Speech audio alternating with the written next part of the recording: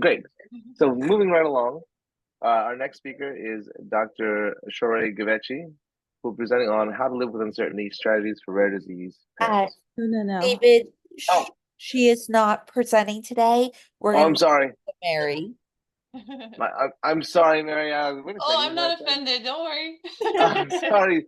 So let me introduce Miss Mary McDirmid, who's presenting from All Needs Planning and will be supporting your family with a special needs master plan. Yeah, and how I know we're running a little over. Probably does it 10 minutes okay? I can do this in whatever time you guys need. So Mary, you're completely fine. We have okay, an extended break after this, so the break will just cut shorter. You could take as long as you need. okay. I just set my timer for 15 minutes. Perfect. I'm a very abrupt TLDR person, so I'll do my best to do that. Okay. Perfect. Right. Thank you, David. Um, okay, guys. Hey, thanks for having me. Let's go to the next one. This is me. I am Mary McDirmid. I was a financial planner by trade before I was pregnant with my second kiddo that happens to have a rare disease as well. So that seems the theme of all of these speakers, which is amazing. I love this conference. I've learned a lot, even though I logged on. But I realized my whole plan was hosed. And so I am going to, like I said, I'm going to skip through some of my slides. This presentation is probably normally an hour. So I'm going to give you the very highlight versions and the three things I think you guys should do with your families. You guys aren't completely different from all the families we help. We help all types of families with all different disabilities, depending on prognosis. And I think all the amazing work you guys are doing in gene therapy and enzyme replacement, when you get to those breakthroughs, the prognosis of your kids live longer, some of the stuff will be applicable, but I really want to focus on while they're here with you, how to make the most of that, if that sounds fair. Okay, let's go to the next one, please. Okay, so these are the three areas we work in. So let's start with grow. So we want to make sure anything that you need to grow is going to grow. So investing, personal goals, I got to change the world, indulge because I can't handle it. I want to say enjoy or fun. I loved what Jennifer said, the first speaker we had, that what are you emotionally up for today? I think that's what I want families to be able to handle. So we're all in some kind of, I think, form of grief, form of trauma. And so the grow part is to make sure everyone in your family is taken care of, including you, the caregiver. The protect is the super awesome, wonderful world of insurance, tax, and legal. Everything everybody always wants to talk about, right? It's a party. I'm closed on this conference, so you're like brought in the really boring, subject matter expert. But if we're doing all these things for our kids, and especially if we're talking benefit management, so if we want to get them on Medicaid and through your state system, they're going to be SSI eligible. We need to have the legal vehicles in place so that they don't get assets directly in their names, so they don't get over-resourced, so they don't lose those benefits.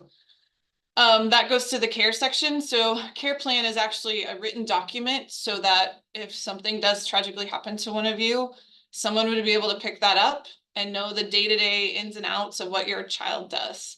It's very difficult to put together. I always it takes about 4 humans to replace a caregiver, especially if it's a parent caregiver, okay? So I would encourage you to write down what you do for your child, have your spouse do that as well, cross-check each other, make sure you know what each other does, and then also start to categorize those things into finance. You can categorize it into money, you can categorize it into project management, basically, and try and see people in your sphere that could take those spots. Then you can start to actually think about putting legal together. Access to funding is something I'm going to really kind of push on you guys because I want to give our families an amazing life and keep them benefit eligible. Those systems don't love each other from an income asset point of view. The reason I'm asking you guys to think of making sure your kids are state benefit eligible, because none of us know in the rare disease world how these gene therapy things are going to get billed via insurance, via Medicaid, and I want all the options on the table when that actually does go through for your families. And then how does your financial plan work? So are we funding things now in hard cash? Are we funding things in unpaid labor because you're an unpaid caregiver at home? And can we pay for those things through your working years, through your retirement years, and if it's needed beyond? Next slide, please. This is a timeline we show everybody. I could probably do just the presentation here, but I like people to see where you are. And I'm going to focus on stage 1 and stage 2 because that seems where the bulk of your kids are. Stage 1 is birth to 3. So if you are early intervention, you need to get into the birth to 3 program.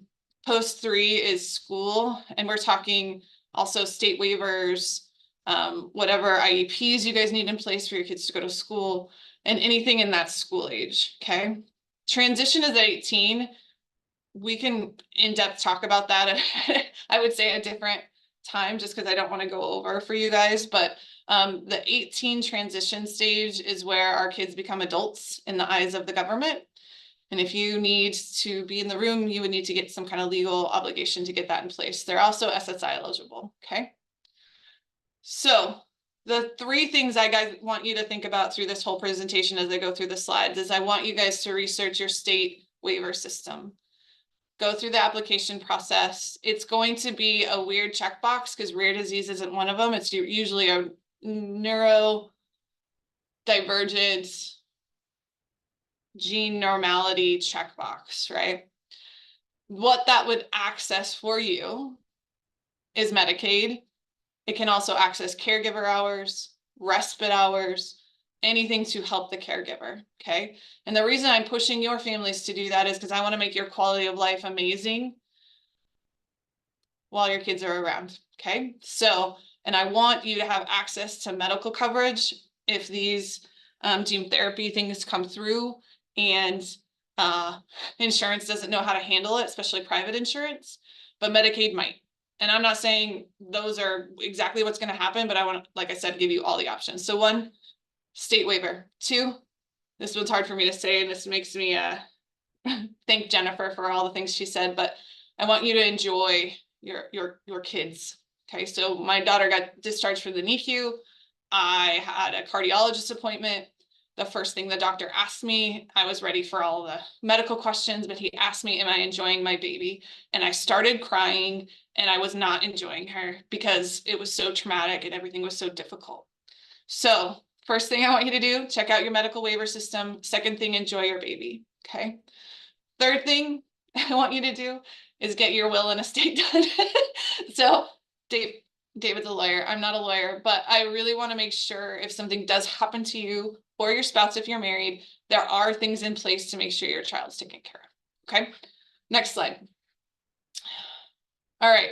I'm going to skip over the example because it's just going to make it too long for us to go through. So let's go to the next one. Okay, so we put it in categories, like I said, of care, protect, grow. So this care plan is kind of where I'm going to focus with you guys today, a fair amount. The care plan is exactly what I said. It's daily supports of the person with the disability, including medical. Okay, so that's why I ask specifically the main caregiver in the home to write down everything they do for that child from wake up time to night. If you can sleep through the night, if you're not sleeping through the night, you got to document everything. Okay. Now, if you have a spouse, you both need to do this. And then you're going to cross-check each other.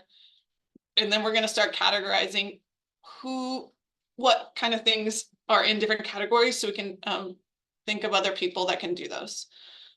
Who provides all these supports? What if somebody can't do all those supports? How would someone else step in if something happened? Is there even a roadmap? And I'm talking like, because my daughter had seizures, so what's the emergency seizure meds? What's the regular meds? Who's the primary doctor? Because our neurologist is actually our primary. How many other specialists are? Who communicates with who? What is the primary doctor in our geographical area does? Like you start pulling those strings and then you start to make sure everything's written down. And then what is the cost? Okay, so we do an exercise with our clients. It's called a cost calculator. We're trying to figure out hard costs of what it takes to take care of our kids and also unpaid labor. Unpaid labor is huge. Like I said, it takes 4 human beings to replace a caregiver. So who would do that if you weren't around, what it would cost, and how are we going to make sure it's covered? Okay, so the government benefit part. I just really want to encourage you guys, look up your state system. I have a link that shows all the state systems. I don't know if I can put that in the chat after. Someone's going to have to tell me if I can do that. But I have a link that you can check out every state system. So you can look at, like I'm in Washington State, so I can look at my benefit state and figure out what is available, what kind of income level it is. But the waiver systems are built to waive the family income or asset level to help someone in the household that needs it, a child. So there are state waiver systems. If you make a lot of money, you can still be waiver eligible. Okay, so I don't want people to think that it's not eligible for everybody. Some states don't, some states do. So it depends on your state. That's why I was like, I can put a link in so everybody can look up their state, their waiver system. But I really push people to apply. Even if you think you're going to get rejected, we need all of the people, if you're going to be on a wait list, to tell the legislators that we need more money to help our kids. Okay.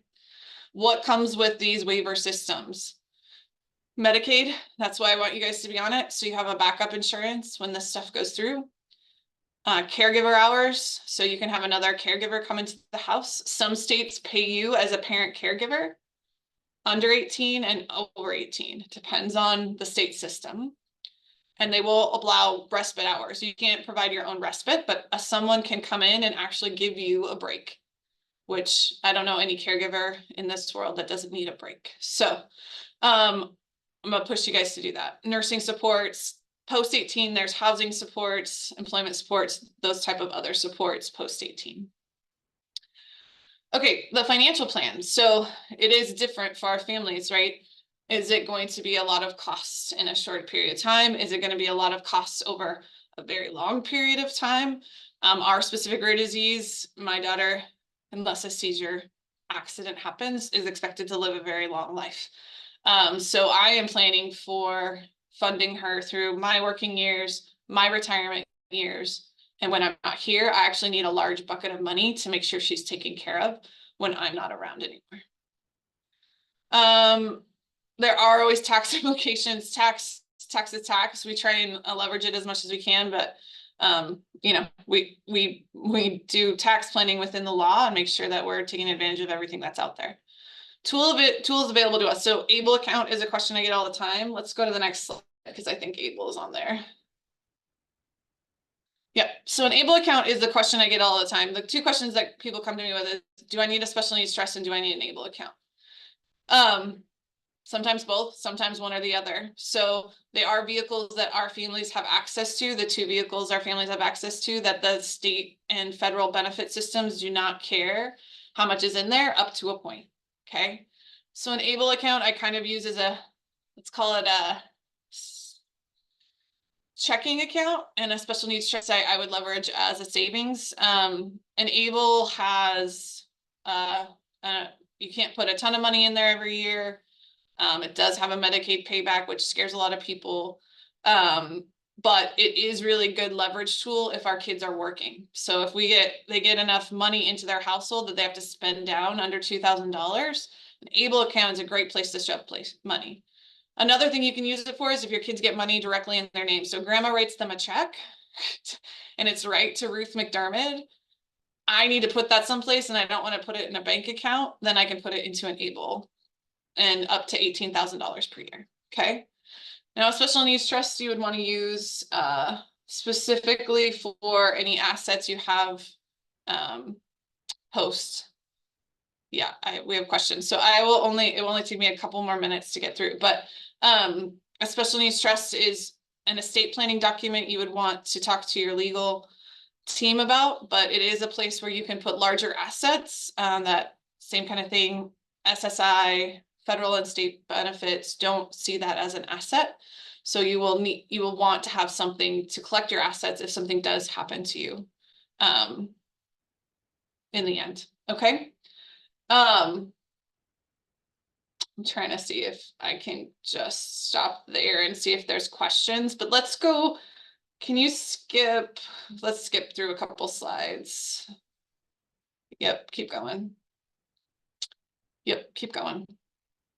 Let's just talk about this protect really quick. If you go back one, because it kind of gets the spotlight on the trust. So protect, you want to make sure you have insurance in place if something does happen to you. So there is, you know, monies left for people that aren't around to make sure they're taken care of. Taxes, like I said, we do try and make sure we're taking advantage of taxes. Where that applies to our families is usually in the medical expenses. If you can actually do a Schedule A and itemize conferences, tuition, remodeling, addressing accessibility needs, you can put those as itemized deductions, and you can get over the, you know, standard deduction. That does actually help people. Estate tax and IRAs and retirement accounts, we're always trying to be tax efficient. We might not always be tax efficient for you, but we are going to try and be as tax efficient as possible for your kids.